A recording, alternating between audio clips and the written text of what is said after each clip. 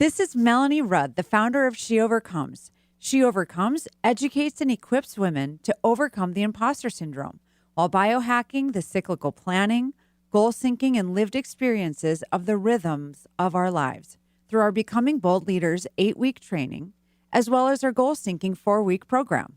We help women optimize time, energy, creativity, and focus in business and in life.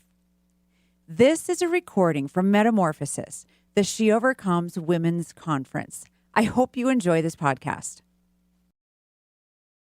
So excited to have Rebekah here. Rebekah flew in here from Northern California. So if any of you guys have read some of my stories, a lot of my breakthrough in healing has actually come from her hometown, from where she hails from. So I'm so excited to have you, Rebekah. She flew in and it was a nightmare. I understand. But go ahead and have a seat. I'm just thinking, do I have a clicker? Okay. Sorry. So here's how I have done this is I've changed a whole bunch of things. So I just want to give a lot of props to our AV people. Like everything I have done has for sure been the wrong way. So can we give them a hand actually for dealing with me? Thank you.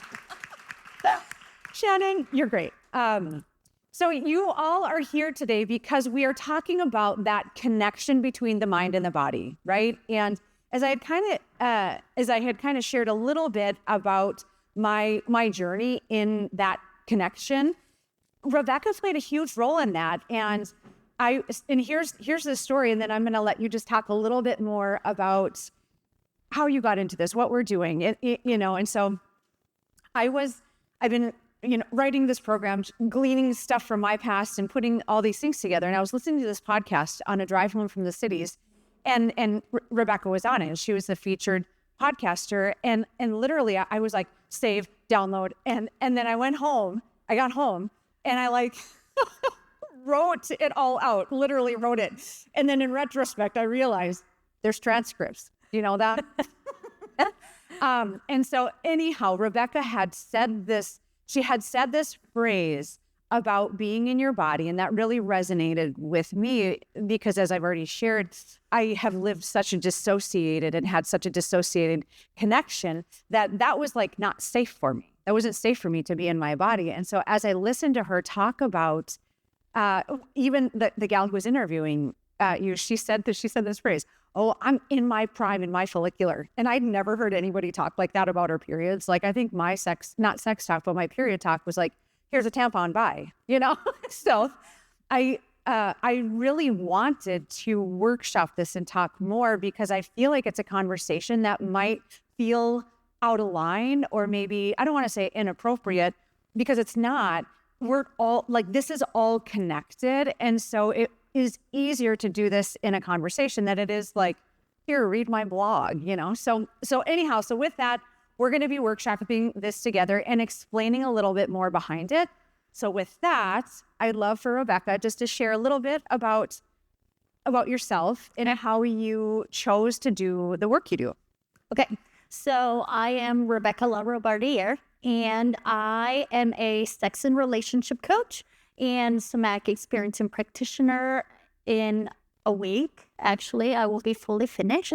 I am a sexuality educator and a pleasure coach. And I got into this because I grew up in very conservative upbringing, small town, Western Pennsylvania, Western New York area. And I grew up on a farm, so I knew the ins and outs of sex. Okay.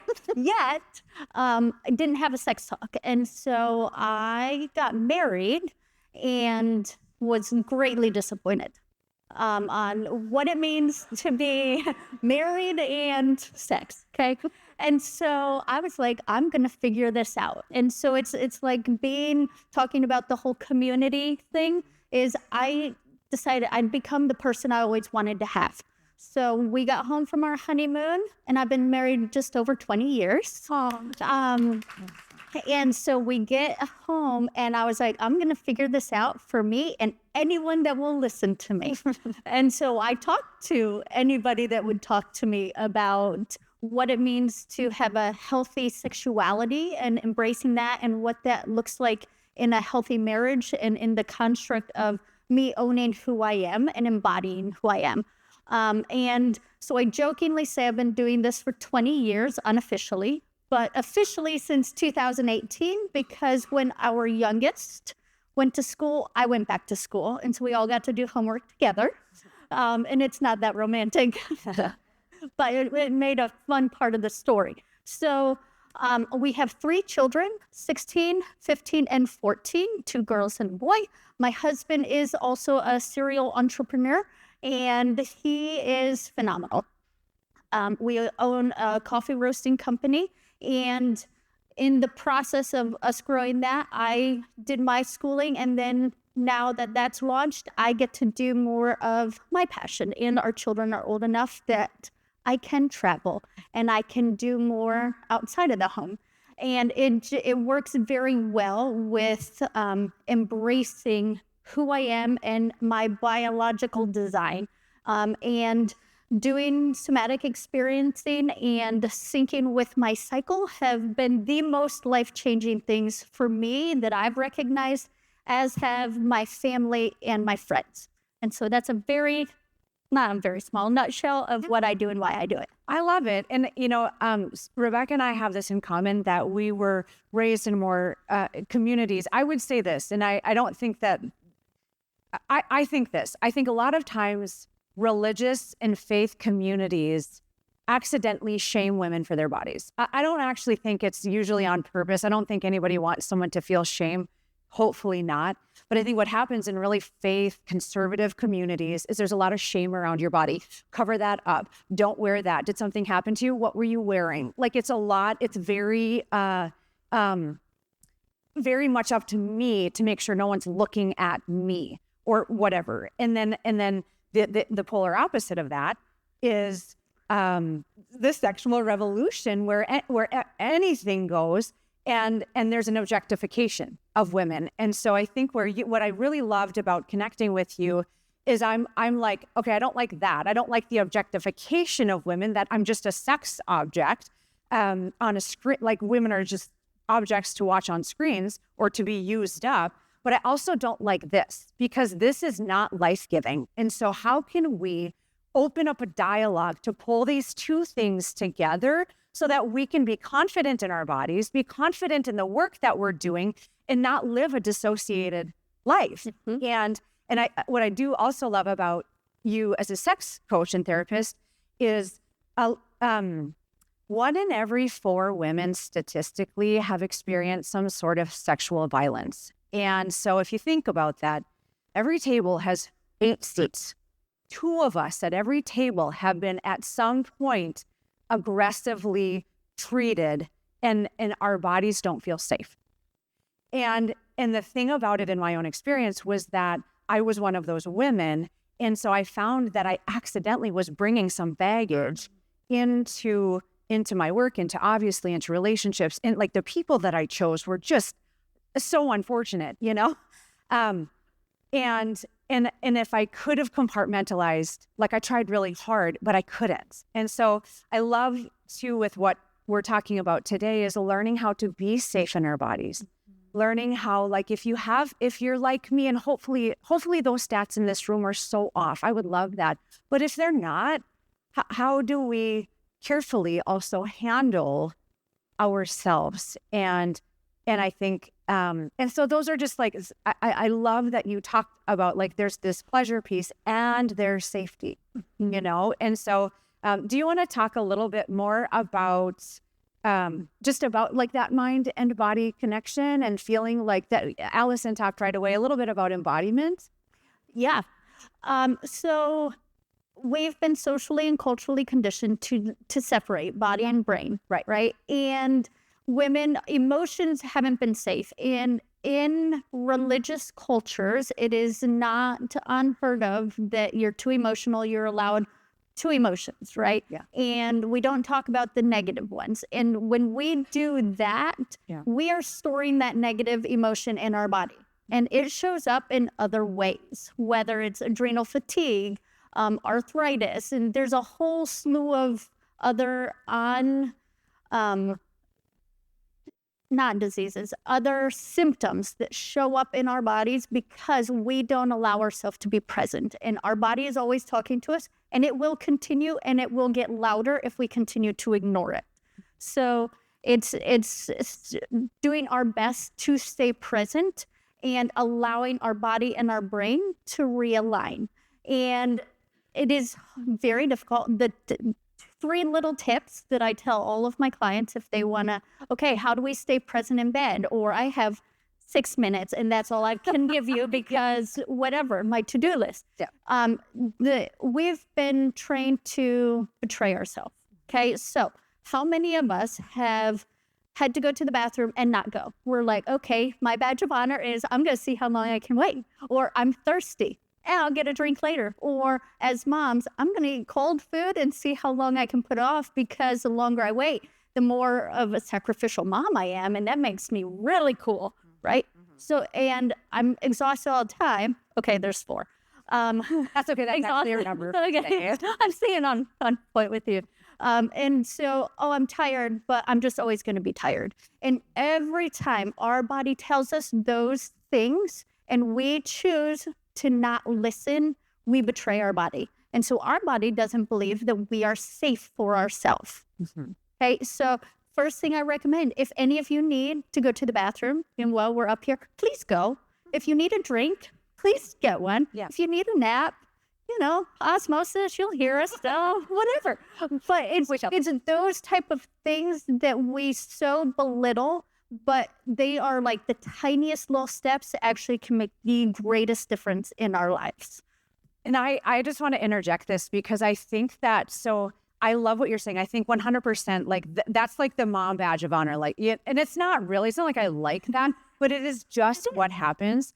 I noticed it at work. And so this was my work connection, is I had a boss that I worked for, and this boss is an ideator. And so, and he's a founder. So, like founders are just like, we're all over the place sometimes. Ideator, and he never wanted like any of the ideas to drop to the ground. It was like, collect them all. We have to do them all. And so right when I started working with him, I was like, I will do all the things. Like I wanted an A+ and I don't know, doing my job. And so I'd be like, yes, I can do that. Yes, I can do that. Yes, I can do that. And what I found was I was giving all these yeses. I was totally self-abandoning, giving all my yeses, because isn't that what hard workers do? Isn't that what we do? We say, yes, I can do that. Yes, I will do that. Add it to my plate. I didn't want to sleep or eat tonight. And I learned literally in therapy, in reading a lot of things and reading a ton of content, I learned saying yes to all of that was actually perpetuating my lack of trust, because I kept giving away all those yeses. And I finally, not at the end of the job, but I finally learned in that boss, I kept saying yes. So it's not like he's the villain. I was the one that was like, I can do it. I will do it. I will get this done. And then the joke in the office was, just tell Melanie she can't do anything and then she'll get it done. So, and I was like, that's not funny, but it's true, And so I finally had to create, and we go through this in our Becoming Bold group, but I had to create literally a sheet that would say, these are my tasks I have this week. This is what percentage they're done. What do you want me to add to that? And then I would give him the opportunity to add to that. And then I would say this, okay, great. What can I delete? Because I actually can't do all of that. And it taught me a professional boundary, but it was a professional boundary I only learned by learning how to be in my body and recognize like, oh, I matter. I had no idea. And so this is where I think some of what we're going to talk about, this is not just in the bedroom. This is what happens when you habitually self-abandon, it will show up everywhere. And guess what? I was always mad at him for giving me too much to do. Guess who never said no? So like there are strategies that connect the two. And if we don't see that connection, we'll continue to just be on a hamster wheel and be exhausted and do all the things and hate ourselves and hate other people. And we perpetuate it because, yes, we say yes. Yes. Or like sex in the bedroom. Yes. Like none of that, like that is never the starting point of an issue. Let's be honest. Yeah, no. Okay. Yeah. So if you continue to betray yourself outside of the bedroom, you aren't going to know how to stand up for yourself inside the bedroom. If you don't believe you're worth it, or that you matter, or that your time, your pleasure, your acceptance matters here, it's going to just be magnified here. Yes. So, yeah. So when you're working with the clients that you're working with, like you said, here's one tiny thing. If you have to pee. Like and it doesn't start in the bedroom. So what are like two tiny, besides that, what are two tiny practical applications people in here can say, okay, I noticed, okay, I do that a little bit. I can see myself here. Where can they start practicing what safety looks like in their body? So start accepting your body. And there's this whole thing around our bodies, and everyone says, oh, just love your body. Cool. Yes. But in reality, we all have this one thing that we don't love, but that doesn't encapsulate our whole body. No. Find one thing about yourself that you love. Like, I love my hands. I think they're pretty great. Yes. And so it's finding those little things and then just being like, oh, okay, how can I use these to my advantage to make me feel beautiful? Yeah. Right. And so then it's just like working your way down through your body and like, okay, yeah, I've had 3 kids. My body, I love my body because it has a story to tell and I have scars and like all sorts of things. I was like, it makes it so much cooler. But it's allowing yourself to embrace you and your body as not, this is my body and this is me, but it's all one and the same because my body tells my story. So every mark, every scar, every indentation is from something that I've done. Yeah. And I've lived a full life and my body's gotten me through it. Yeah. Right. And so it's leaning into those, not what I don't like, but don't deny that, hey, this isn't my favorite part. Because as soon as we lean into the denial of it, we avoid and then we're hiding something. And then we won't ever feel like we belong, going back to the belonging, because we'll be defensive about that. Because I'm trying to protect something in me that I don't like. But if I can just say, yeah, sure, that's not my favorite, but this is. It's the both and, holding the tension of the positive and the neutral or the negative all at the same time and allowing the negatives. Yeah. Because the less you beat yourself up, the less cortisol you have going through your body, the more experiences you have, and your body actually will work for you and not against you. Yeah. So and to answer your question, I don't know. Sometimes I have a tendency to just talk and not really answer questions. Rebekah and I are one and the same with me and Melissa. Melissa's really great. She's like, and now back on track. So I'm not. I think you're great. I think it actually leads into though another point, and then we can kind of talk a little bit more about like the cycle and what that looks like. But I this is part of our program. It's something I write about. But that was like insane for me. I have had my therapist ask me, Melanie, what do you like about yourself? And literally, I remember sitting there being like, I don't know. And she laughed. She laughed at me, and she's like, there's got to be something. And I'm like, I literally don't know. Like I had such a low self-worth. I had such a low view, that worthlessness, like that I had talked about. And so my body was something to be punished when I ate too much. You know, my body wasn't something I was proud of unless I was like cocaine skinny. You know, like I had such a hard time. And it's funny, my therapist asked me that. And then also when I got some Botox, she asked me that too. What do you like? And I was like, it shouldn't be this hard. It actually shouldn't be this hard, you know? And I think that's a lot of that comparison, and that's a lot of that stuff. But in 2017, when I had gone to Reading for the first time, we had an exercise where the speaker was talking about self-hatred. And I was like, no, I don't have any, like you just heard everything I just said. And I'm like, oh, I don't struggle with that. So it was kind of one of those, like, this panel's for someone else, you know? And then she started listing these things off about, have you ever struggled with an eating disorder? well, yeah. Have you ever had suicidal ideations? Have you ever? And I'm like, oh my gosh, I'm yes to all of those things. I had no idea. I'm like the last one always to show up at my own party. And she had us like, essentially, we walked through breaking off these word curses, the things that we say to ourselves. You guys have seen how plants, if you talk nice to a plant, you know, those like things, and then you talk mean, nice and mean, and how the plant withers that you talk mean to. And we are just the same. We're just the same. And I realized all of this stuff, and I never probably said it out loud. I don't think I ever walked into a business meeting like, hello, I suck. You know, I just don't think we do that. But it was, I would ruminate. And as someone was, I'm in this business meeting where I'm just, sorry, I'm going to make this awkward for us. I'd be I'd be having a conversation, but inside I'd be like, you're so dumb. Why did you ask that? That person doesn't care what you think. Like, you know, like how we do that sometimes. And it was there that I realized I am absolutely abusing myself all the time. And so I had to, it was a long process of having to like breaking up with that mindset, unlearning that, and then replacing it with like, okay, stomach, like I have 3 kids. Like instead of like, okay, I'm so sorry that I've cursed you for having stretch marks. And instead I bless you for bringing 3 people into this world. That is a big deal. Like, and I started looking at my thighs differently. I started looking at my face differently. And it was that like practical application of experiencing compassion on myself that literally, it started to shift how I worked out. It shifted how I ate. It shifted how I showed up in meetings. It was supernatural. I'll tell you that. It was literally supernatural. I felt like God was in the room with me and he was like, I have created a masterpiece. What are you doing? Nicely, like really nice, you know, but okay, sorry. So sometimes he does say, what are you doing? Yeah, what are you doing, weirdo? We need to hear a little. But he loves this weirdo.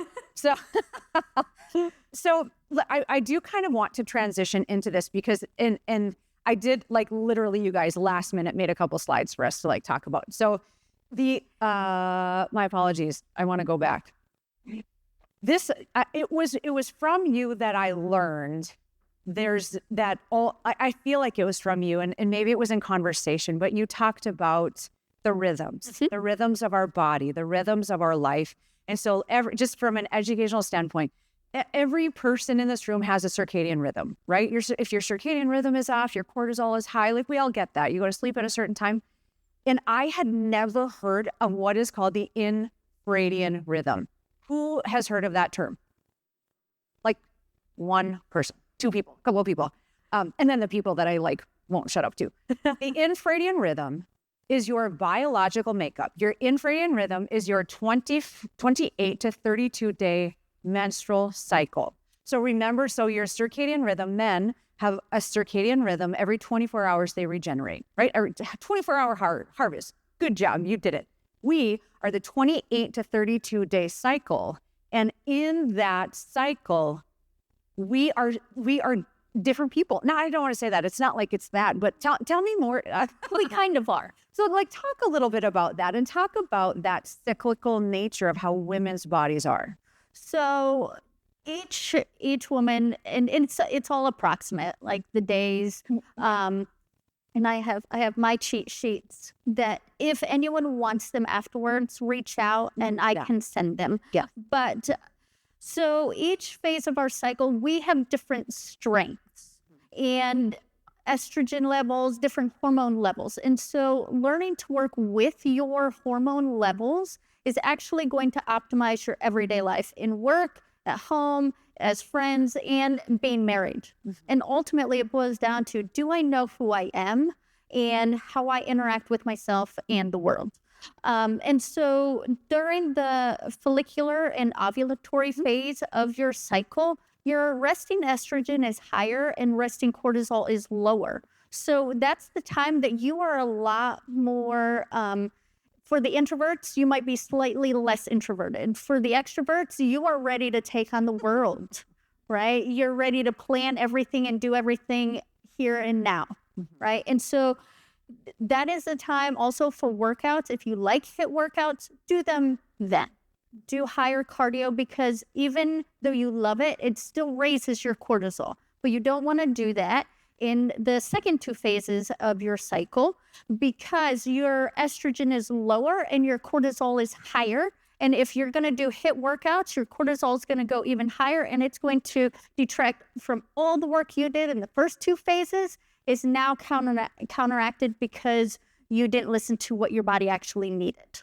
So yoga, Pilates, walks, nothing super intense in the second 2 phases. And I know that's discouraging for a lot of people. And one time I was sharing this at a college. They're like, what if I'm a runner? I trained for a marathon and ran a marathon and still stayed true to who I am and still finished a marathon. And it was just a year ago. So it's doable. Yeah.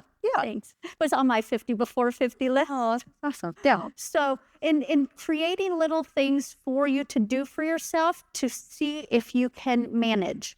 And like Melanie was saying earlier, in your menstrual phase, both hemispheres of the brain actually communicate together. You have a natural intuition and analytical side that comes out. So this is a side, not that you want to bring up the conflict. This is what you want to say, okay, this isn't working. And then wait till you get back to the follicular phase because you're a lot more creative and you actually want to start brainstorming with people, right? And so plan it all out and then have the conversation because our communication and connection is a lot higher in those phases, right? And so it's learning to work with that and not against you because we can often set ourselves up and not let things bother us in the follicular and ovulatory, and we let it go. We brush it off. Oh, no big deal. And then just you wait. In 2 weeks, it's a really big deal. And I'm going to hit you with a shotgun and it's all over the place. Yeah. Because, I didn't actually listen to myself. Yeah. And that's it. That has revolutionized my marriage because we used to joke that the world was going to hell in a handbasket once a month. And my husband always knew. He's like, what's coming now? Right. And then I started watching my cycle and watching what type of workouts and what does my body actually need and want. And then if he would say something and I was like, oh, that kind of hurt, I would say something like then and there. Or the next day I'd be like, so you know what I realized? When you said this, I took it this way. Could you say more? Instead of waiting and then blindsiding him, and then we're both pissed at each other because I wasn't willing to stand up for myself. Right. Yeah. Right. And it circles back to I created myself as a victim and him the villain. Yeah. And in reality, we're just both 2 humans that get to be. And then we continue the cycle of him being the bad guy and I'm not until I was like, oh, how can I take ownership of me? And I get to be autonomous and he gets to be. And then together we actually get to be 2 beautiful people. Yeah. Yeah. And I love that too, because there have been times where I can look back, so professionally, I can look back and know that like I walked into a really hard conversation totally unprepared. But in a sense, because it was almost like I was trying so hard to overcompensate, like just buck up, just pull it together, do the things. And as I have started to learn more about this, I've started to realize like, oh, that really hard conversation could have waited. Like I have so much content of doing it wrong, you guys, but there was one conflict I had at work and actually everybody here would be on my side. But But I like stormed into my boss's office and was like, how could you throw me under the bus like that? How could you do that? And I remember he was just like deer in headlights, like literally he had no idea like just what to do with me. And I didn't care, I'm like, well, whatever. I never stand up for myself. This is a big deal, But when I look back, I realized I made work a lot harder. I made work a lot harder by not being in myself because then I would wait till something happened because it's like death by paper cuts. Is that what you say? Death by paper cuts. And so I realized if I can be more mindful about where I'm at in my cycle, and I've done this now, like I've been doing this and I'm like, oh my gosh, this is amazing. And when I need rest and I rest and it's just like, this feels so nice. Like I didn't know I was so nice to me. I didn't know that could happen. So I'm going to show. This is like, this is too big of a slide, but what we're just calling it goal syncing.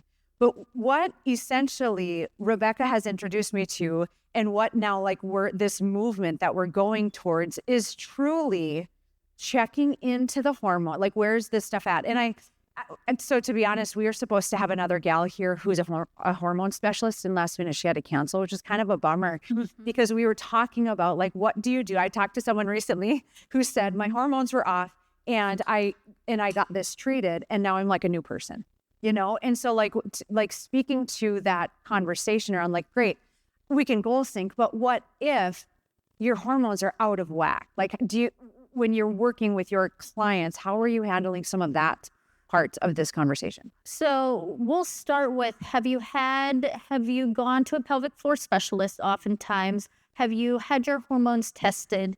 Because a lot of the people are coming to me a little later on in life where life hasn't been easy and we just pushed through. And so hormones more often than not are out of whack. Right. And so even just starting small. So I have this book that I highly recommend. It's called In the Flow. And she talks about just very gradually start introducing things. So I have at our house, because I have 2 teenage daughters, nuts and seeds. And she recommends a tablespoon of each a day, depending on which cycle. That's very easy to implement. And it's a natural way to help just regulate. Right. I'm not crazy at home with all the things yet. Yeah. Because that just doesn't sound fun to me yet. Because that's something we're building and you don't need to be, because I will have that for you soon. Please continue. She's got you covered. And so just starting small, and even with my clients, like, what is the least that you can do that you don't feel like you've lost control? Because a lot of it is we have to maintain our life. Yeah. If we're entrepreneurs, if we are parents, if we are friends, if we want to maintain connection and community, like, we're juggling so many plates that if I let one go, they all go. Right. And so trying to find what is the thing that will cause the least amount of stress to have slightly less hormonal imbalance. So just do a little thing. Okay, go to bed 5 minutes early. And it doesn't seem like a big deal, but doing the tiny little practical things and realizing, oh, that wasn't hard. Right. Then you'll want to add 10 minutes. Or, oh, I can put my phone down by 7:30 at night and not look at it again, because I'm actually going to have that conversation, but I thought I was too drained because I was just on my phone and I didn't have the capacity to engage. But now, because I'm taking that little extra time, I now have time. Right. And all I really wanted was to be seen because I'm lonely. And I put my phone down, and that's risky, because what if whoever you're living with doesn't put theirs down, right? And so it's being willing to risk it. Yeah. And not picking yours back up if they don't put theirs down. It's saying, okay, how do I be the best friend to me? How do I stay present in my body? And there are plenty of ways that you can just be there for you. And it could just be lay on the floor for 10 minutes and stare at the ceiling. Yeah. And do nothing. Yeah. Yes. Cindy Skork, who spoke earlier, I remember her saying she worked a super, super high stress job at Stanford. Crazy. I'm told she would never say that when other people tell me that. And she would say that, like, there were times that she would just like close her door and for just like 15 minutes, put her legs up, just like butt against the wall, legs up, because it, like, all of that stored pooled blood is now coming back down and it's helping you recirculate. And like in like 15 minutes, you're re-energized because of the way the blood is flowing. Like, it's not total rocket science, but it is intentional. It's very, very intentional. Yes. It's just like maintaining connection with friends, with your spouse, boyfriend, girlfriend, whoever. Right. It has to be intentional. And so how do you want to stay present with you? Like, be your own best friend and figure out what that looks like. Yeah. How would you talk to your best friend? Oh, if I wouldn't talk to them that way, don't talk to me that way. Right. Right. So I'm going to do this. So here, what I did very quickly, and it's probably not sexy, I just need you to know that, is I had done some quick slides. These are actually, we're implementing them into our Ezer collective really what Rebekah has already said. And so like your menstrual cycle. So we don't have a ton of time left, but if your mind, so your intuition is high, analysis and evaluation is high, and the strengths are evaluation and intuition. What's something someone can do then, for example, during their menstrual cycle? So at home, at work, where are you talking? Because I have this all. Let's say at work. Yeah. If you're showing up at work, evaluate the month, different patterns that you've had, trust your gut, take breaks, listen to your body, and take a personal day. I know they don't sound great. Yeah, they're not sexy. No. Yeah. But the one thing is your cortisol is high during menstrual and your estrogen is low. So it is recognizing patterns and figuring out, is my conversation with my boss necessary today? Yeah. Or what if I waited till next week? Right. Tuesday is always a good day for a hard conversation. But be intentional about those conversations because it's not going anywhere. Right. The more prepared and in your body you are, the better the outcome. So then, okay, so I'm kind of going fast because I actually want to open the floor for some questions. So the follicular phase, we've got your memory capability is higher, complex processing. You can do more mentally challenging strengths, right? And so, I mean, every person is different here. To the entrepreneur in the room, what are they doing during their follicular? New projects, brainstorming, challenging mental tasks, and making decisions and dream bigger. Yes, which is so good. And actually, Sean, I think actually talked about that in the men's panel or the girl dad panel about dreaming big. Yeah, about like why not go for it? Tell our girls for the stars, shoot for it. So lean heavy into that during the follicular phase of your cycle. Okay, so ovulatory is we're more social and communicative, communication, collaboration. What's the maybe not entrepreneur? Maybe what's the person who's working in a corporate space? Conversations that need to happen. Yeah, this is a great time to do that. Interviews and negotiation. Give keynotes and hobnobbing. Hobnobbing. Who's ovulating? Just kidding. Sorry. And random fact. Yeah. You want to know are we all here for this? Yes. So you know how when women are in a room together and they or hang out and you eventually get on the same cycle? Yes. Does anyone know why? Actually, no. I don't know why. So it is the chemicals in us. It's like a ripe fruit. And it's a chemical reaction. And so like we off-put our own chemicals, which then brings everybody in the room to us. You beautiful bunch of bananas. Okay, so in case you were wondering, it is a chemical reaction. All right. Pheromones, hormones, all of that. Okay. I love that. Okay.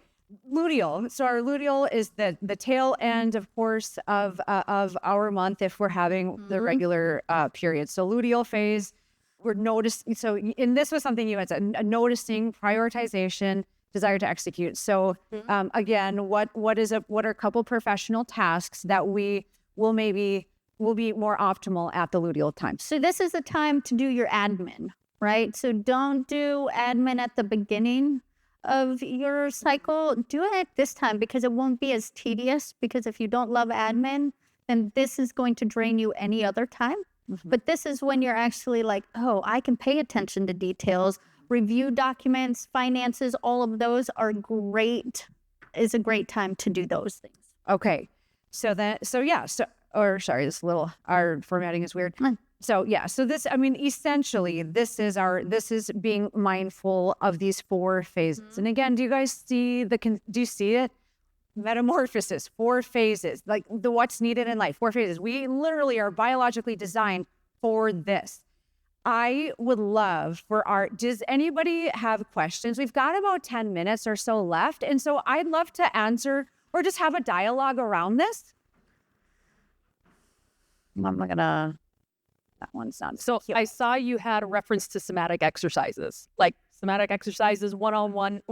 What would you want us to walk away with or understand better today that we could go research more to help ourselves?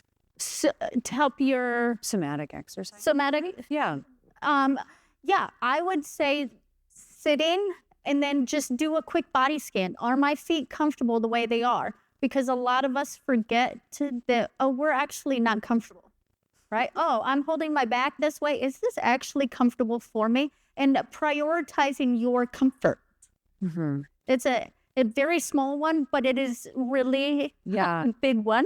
Do you know, I'll say I'm not trained as much as Rebekah is, but as someone who has struggled being in the body, though some of my somatic, like this, I think everybody's a little bit different, don't you think, in this? But I intentionally, when I feel like I'm getting ready to like listen and pay attention, I put both my feet on the ground and I imagine, and when I'm feeling insecure or I'm feeling like panic or anxiety, I don't do this as much as I should, but I'll imagine roots growing out of my heels and just like, it's 2 minutes of just pause and breathe for 4 counts and hold and exhale for 4 counts. And it grounds me because my life experience is that I'm powerless over everything and everything's out of my control and I don't have control. And sometimes you don't, like I know that, but whatever I can do in my body. And I noticed like I was in the faith tradition I was raised in, like they thought yoga was terrible. Like they thought yoga was like so bad and negative. And so I always thought like, ooh, I got to stay away from that. And then I did it and I would just weep on that mat, just like, again, laying down, in Shavasana, like just laying there and being like, I'm safe right now. Like it was, And it's noticing, like, am I safe enough or do I feel a threat? And learning to trust yourself in that, because a lot of times, especially as women, we are taught from a young age that we don't have boundaries. We're not allowed. Yeah. We have to make sure everyone else is comfortable. And so maybe you had to say hi to someone that kind of gave you the ick, or you had to give a creepy uncle a hug and you're like, but you were scolded for it, right? And so now you're not even sure where your body's at. And so it's leaning into, okay, I'm noticing, I walk into a room, what do I notice is going on in my body? What do I feel as I walk into the room? Like you can feel an ick when you walk into a room. You can feel I feel at peace. Like, oh, that actually feels good. I don't feel tense. And so allowing yourself to notice those, and putting both feet on the ground and like even having your hands on your legs. If you start feeling like you're separating, like start rubbing your leg, rub your hand, like remind yourself that you are present in yourself and that you can leave at any point. So we actually have a question over here. Can you speak to someone who's either had ovaries removed or who has had a hysterectomy? What does that look like? Or post, menopausal, what would this kind of look like? So if it is a full hysterectomy and ovaries are taken out as well, they will go back into a 24-hour cycle. And I would say focus on just celebrating the change and the newness of what it is, because it's not always bad. It's just now different, but they don't have the 28 to 32 day cycle. If they had a partial and it's just the uterus removed, they still have their ovaries and they still go through the cycle without the proof of the bleeding. And then they're like, well, where am I? And so it is syncing up with people around you and asking their friends, like, hey, where are you in your cycle? I am noticing I'm feeling this. And they'll be like, oh yeah, I'm supposed to start tomorrow. And you're like, okay, the world makes sense again. And it's tracking yourself and being as present as possible and not scolding yourself for not understanding. Mm-hmm. And there's a really good book by Arthur Burke, and it's called Blessing Your Spirit. And it, and a co-author. I think that there's Arthur Burke and someone else. And it talks, I will say this, it talks about blessing your spirit. And so for the woman who feels like something's wrong or my body attacked me and now here I am, like it's traumatic. It's trauma for a lot of people. And so one of the things that I had read talked about the word you keep using, and I've heard it in so many times, notice how that feels. Notice, like, where, and my therapist does this for me. Like, where do you feel that? Notice that. And it's in the noticing that I started to realize, like, it's in the noticing. And so for someone who maybe is not having that regular experience, you can notice how you're feeling and not berate yourself for that, right? Yeah. Absolutely. So I do have a women's group that I'm part of, and part of why I wanted it was so we could all just show up as who we are today, right? And so, like, we are all different people. Next week, I'm going to be slightly different than I am this week. And so I'm more chatty certain times of the month, and being able to show up consistently with a group of women who all go through phases, we get to. And it is one of the most freeing things, because sometimes you're more reserved and no one's wondering, oh, what's wrong with them? It's, I get to. Yeah. And then I get to be super chatty today, and I might have to have you say, hey, can someone else talk? Right? And it's okay, no matter where you are, it's owning where you are in your cycle and practicing it with people. Find the safe enough people to practice it with, because that is the most liberating, because other people may not understand, but if you are changing and evolving, then it impacts those around you. So be gracious with yourself and gracious with them, because you don't want to go home and say, well, husband, I've decided to change all of this, and you're going to have to just be okay with it. That doesn't work. And then you revert right back to the old familiar. Right. And so it's like, hey, I want to try something. Yeah. Yeah. Is there another question? Any other questions? Thank you. I just wanted to recommend the cookbook, the Moon Cycle Cookbook, a holistic nutrition guide to a well-balanced menstrual cycle, or something like that. It gives you different recipes and rituals for each phase. So sometimes it's like, I want to get frisky, and sometimes it's I want to cry, and what are the best sweet potato recipes or chocolate or, whatever else you need to do to celebrate some of those.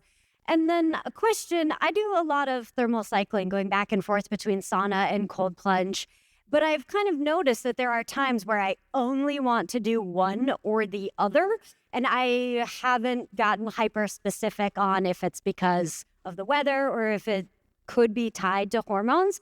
Would you know much about hormones and the cyclicality of those and how that would impact doing that? Because maybe it's I should do a HIIT workout, or maybe I should do yoga. Yeah, I would say so, track it with your cycle, because cold plunges actually will raise your cortisol. And if you're already living at a high stress level, cold plunges are actually detrimental.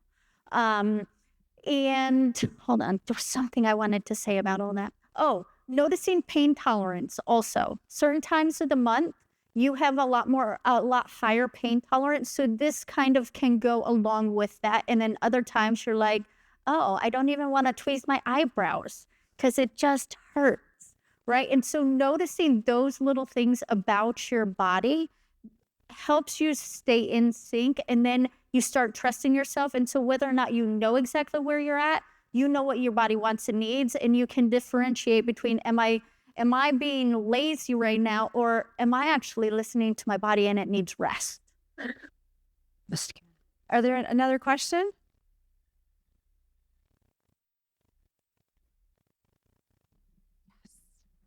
I'll just lean into the awkward because I like it. Sometimes I get really anxious before grabbing the mic, so as I got. Well, thank you for sharing everything today, by the way. It's been very insightful. The question I had for you was, so the fake it till you make it mentality can be very disassociating for a lot of women and people in general. And so for a woman who is sitting in this room and maybe doesn't even know how to begin the compassionate or the self-love journey, what are some practices that she could take home and do this evening or even this week as she starts to maybe learn more about herself through Cycle Track? Yeah, that's a great question. And I would just start by asking yourself, what do I really want? Because if we're faking it till we're making it, what are we actually going for? And is it because we want it? Is it because society says this is success and all of those things? And so if we can boil it down to, am I doing this for me? And what does the end goal look like? It makes it a lot easier. And then you can take ownership of what you're deciding. And when we take ownership, we're a lot less defensive, and then we don't have to fake it. Is that helpful? Kind of answer the question? Yeah. And I think too, I'm a journaler, and it's almost like when I see it, I can connect a little bit more to it. And if you were here in the morning, I talked about like, I was so scared of being on stage. Like I would have panic. Like I remember being at a startup group being like, I want to ask this question, but I'm like an old man. You know what I mean? Like I was so scared to just ask a question of like a founder. And so, but like I had to it's like on one hand, I had to force myself to do the things scared. I had to learn how to overcome this like debilitating, paralyzing fear. And I had to learn how to have boundaries. And and what I noticed with me was at nighttime, if I could slow down and journal and write it out, it was almost like I could start to discern like, yes, this is good. I'm going to do this scared thing. I'm going to do it ugly. I'm going to do it messy. I'm going to lean hard into being terrified to speak on a stage or whatever. I'd go camping a lot by myself with my dog, but like I would do the things that I was terrified of. And there were things that I was just like, this is not healthy for me. This is not good. And I found that if I could write it out and notice how my body was responding, like there's that, I know you know of this, but like The Body Keeps the Score is a book on trauma. And it was like the dump into a journal coupled with now that that's on the paper and I can look at it and observe it, how do I feel about that? And that's why, like, if you guys are here this morning for the season conversation, we are most of us don't struggle with harvest. Most of us are hustlers. We're predominantly in the Midwest. We go and we go and we go, and it's part of our identity. We're hardy and we try hard and we do the things, but we actually really struggle with rest. And so for me, forcing active rest and the slowing of the down, that's not how you say that, but just the slowing down is where I would start to see, I would notice. And that, I think, if there's one thing you take away from this is notice. Ask yourself this question: how did that feel? One question. Two question. Where did you feel that in your body? So I'm at a therapy session, I'm dumping a bunch of stuff, and then finally I get to a breakthrough. The question is like, how does that feel? You're sitting differently. Notice, how did that feel? Where did you feel it on your body? And if you're feeling overwhelmed, again, I just like love my therapist, but I would just very practical. I have recently had to do this where it's like there's all of these things in the air. I'm doing all of the things. I'm doing too many. Obviously, I'm a single parent. I'm running businesses. I'm trying to launch this thing. And I'm like, I can't put anything down. And it's so overwhelming. It brings me to tears that I literally have to imagine each item that I have. So in the slowing down, in the pause, I imagine the item and I imagine myself putting it on the shelf and then just letting it sit there for a minute until I can regroup again, because it's going to be there. It's going to be there. I can see. So thank you guys. Thank you for that question. Thank you guys all for sitting with us in this. Thank you, Rebekah. You're lovely and amazing. Thank you so much for joining us in our mission to remind women of who they are, how to professionalize their strengths, and step into their purpose. To learn more about She Overcomes and our Becoming Bold cohorts, you can go to sheovercomes.co. To learn more about our virtual community, the Ezer Collective, go to ezer.disco.co. And finally, to learn more about my book, Irreverent, a memoir of reckless hope, unexpected love, and finding my voice, you can find that at melaniemichelle.co/books.